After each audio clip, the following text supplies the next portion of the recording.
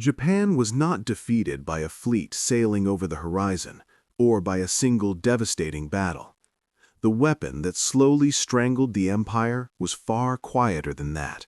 It fired no guns, chased no aircraft, and rarely appeared in photographs.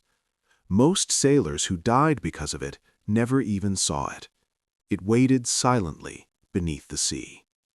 By the beginning of 1945, Japan knew the war was slipping away. Victory had become almost impossible, but survival still seemed within reach. Military leaders believed that if the nation could endure long enough, the United States might hesitate to pay the terrible price of invading the Japanese homeland. So the country prepared itself for a final struggle. Across the islands, soldiers dug trenches around rail yards in cities. Anti-aircraft guns appeared on hilltops overlooking harbors. Civilians practiced fighting with bamboo spears in schoolyards. Young pilots prepared for kamikaze missions, convinced that sacrifice could stop the American fleet. Japan expected the war to end in a storm of steel.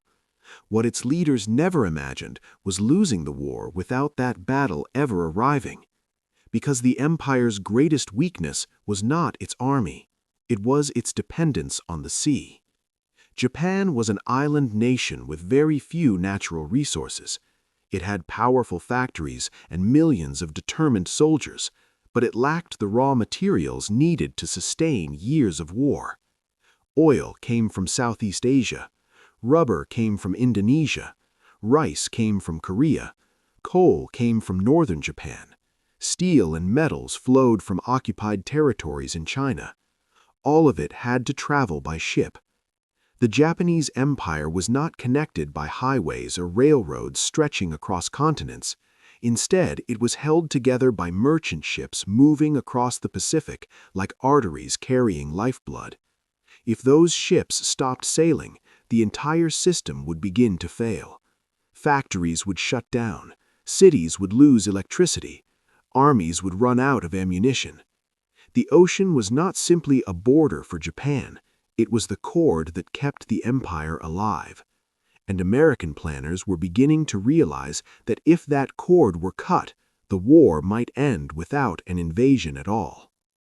Inside Washington's war offices, the debate about ending the conflict usually focused on two brutal choices: either bomb Japan until it surrendered, or invade the islands and fight house by house. Both options promised enormous casualties. The Navy favored submarines to hunt Japanese shipping. The Army Air Forces believed bombing campaigns would destroy industry. Marine commanders prepared for amphibious landings that everyone expected would be catastrophic. Then analysts studying shipping reports noticed something unusual. Japan's merchant fleet was disappearing. Submarines had already sunk hundreds of cargo vessels. Aircraft strikes had destroyed more. Shipyards struggled to replace them. Coal shipments were falling. Food imports were shrinking. Factories were slowing. If this continued long enough, Japan's economy might collapse before an invasion was ever needed. From that discovery came a radical idea. Instead of attacking the factories themselves, the United States could shut down the transportation system feeding them. The weapon would be naval mines, thousands of them, dropped into the sea around Japan's busiest shipping routes. Naval mines were not glamorous weapons. They produced no dramatic battles and appeared dull compared to fighter planes or warships, but they possessed one advantage that few other weapons shared: they never stopped working. Once placed underwater, a mine waited patiently. Some were magnetic, triggered when a ship's steel hull passed above them. Others listened for the sound of propellers. Some reacted to pressure changes in the water caused by large vessels. Each type forced the enemy to respond differently. Clear one type, another waited. Avoid one route, another route became deadly. Even when ships were not sunk, the fear of hidden explosives slowed traffic to a crawl. The sea itself became a trap. The only challenge was delivery. Submarines could plant mines, but they carried too few to choke an entire nation. Destroyers were too vulnerable. Naval aircraft lacked the range to reach deep Japanese waters. Then General Curtis LeMay examined the proposal. LeMay was not interested in tradition or spectacle. His only goal was ending the war as quickly as possible. When he studied the mining plan, he saw something others had overlooked. Bombers could deliver the mines. The enormous B-29 Super Fortress, the most advanced bomber in the world, could carry large naval mines inside its bomb bay. Instead of burning cities, those aircraft could mine Japan's supply routes. LeMay approved the idea immediately. The operation received a blunt name: Operation Starvation. Its purpose was simple. If Japan could no longer move food, fuel, or coal, the war machine would suffocate. The campaign would not attack soldiers, it would attack the lifelines keeping the soldiers alive. B-29 crews suddenly found themselves training for a completely different type of mission. They were used to flying above 30,000 feet. Now they would fly at night only a few thousand feet over the ocean. Radar guided them through darkness toward narrow straits and harbor entrances. One mistake meant crashing into the sea. Storms rolled unpredictably across the Pacific. Coastal anti-aircraft guns waited in darkness. Engines strained at low altitude. Still, the bombers flew. Night after night, they crossed the ocean like silent shadows. And beneath them waited the shipping lanes that kept an empire alive. When the first mines reached Japanese waters in the spring of 1945, no one on shore realized what had begun. The bombers appeared briefly in the darkness, released their cargo, and vanished again over the Pacific.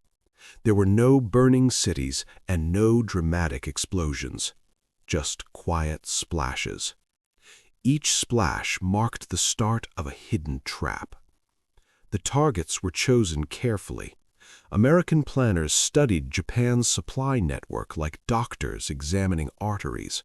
They looked for narrow straits where ships had no alternate path, for ports where coal and rice arrived, for routes that carried fuel to factories and warships, places like Kobe and Osaka, and especially the Shimonoseki Strait, the narrow channel separating Japan's main islands. Before the mining campaign, hundreds of ships passed through that waterway every day, carrying coal, steel, rice, and ammunition. It was one of the busiest shipping routes in the country. Within weeks of the first mine drops, ships began disappearing. Not in dramatic battles, just suddenly. A freighter would strike something beneath the waterline, the explosion would tear open its hull, and the ship would sink before nearby vessels even understood what had happened. Other ships limped back to harbor with shattered hull plates. Some captains refused to sail at all. Word spread quickly through the merchant fleet. The sea itself had become dangerous. Fishing communities noticed the change first. Before the mines appeared, coastal towns woke each morning to the sounds of engines and gulls circling over fishing boats. Nets were pulled from the water, and crates of mackerel or sardines filled the docks.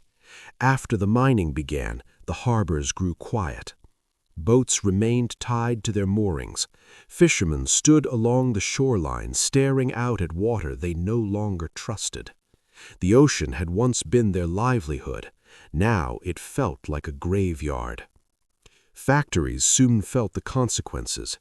Coal shipments from northern Japan stopped arriving in the industrial cities. Without coal, steel furnaces could not operate. Power stations reduced electricity.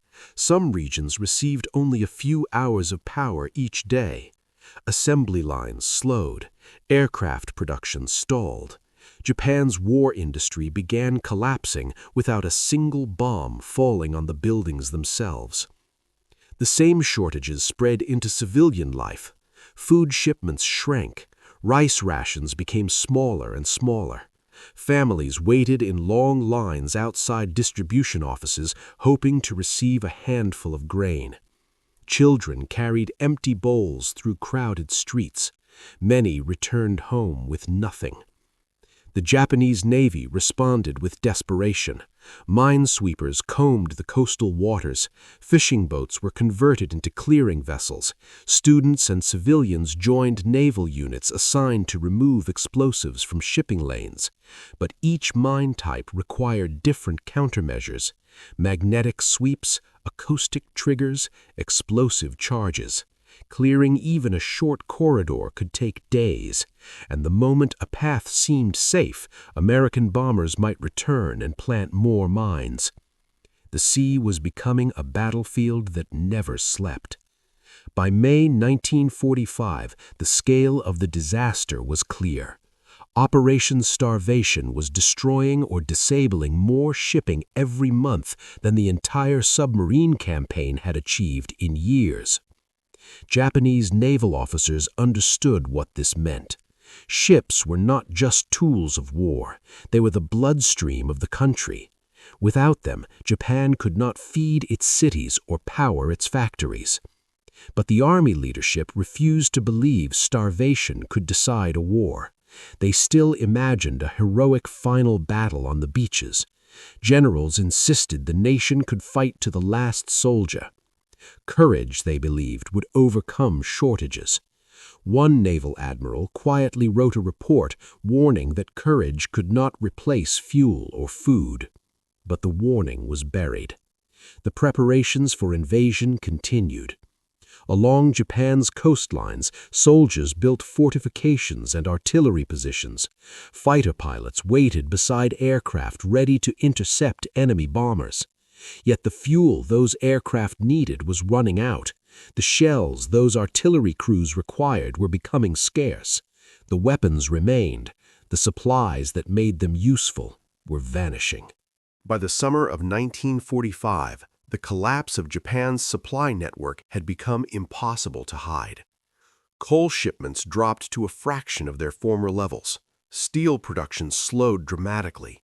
Aircraft factories struggled to build even a small number of new planes. Some training units practiced without ammunition because there were not enough bullets to waste. Railways attempted to replace coastal shipping but quickly collapsed under the strain. Too many trains chased too little fuel. Cities began to experience regular blackouts.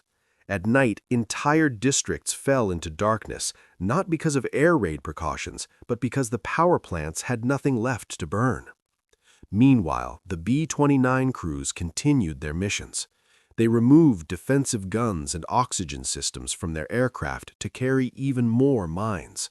Radar operators guided them through storms and fog, while coastal anti-aircraft guns fired blindly into the darkness. The bombers appeared suddenly over Japanese waters, released their cargo, and vanished again. Weeks later, the results appeared in shipping reports. Another cargo ship gone. Another harbor closed. Another supply route abandoned.